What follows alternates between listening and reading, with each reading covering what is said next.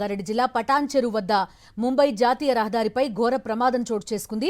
వరుసగా 2 ఆర్టీసీ బస్సులు ఒక ప్రైవేట్ ట్రావెల్స్ బస్సు ఢీకొన్నాయి. రుద్రారం బస్టాండ్ వద్ద ప్రయాణికులను ఎక్కిస్తుండగా ప్రమాదం జరిగింది. బస్సులను వెనక నుంచి మరో కారు ఢీకొట్టింది. ప్రమాదంలో కర్ణాటక సంగారెడ్డి డిపోల బస్సులు భారీగా డ్యామేజ్ అయ్యాయి. 6గురికి తీవ్ర గాయాలు, 10 మందికి స్వల్ప గాయాలయ్యాయి.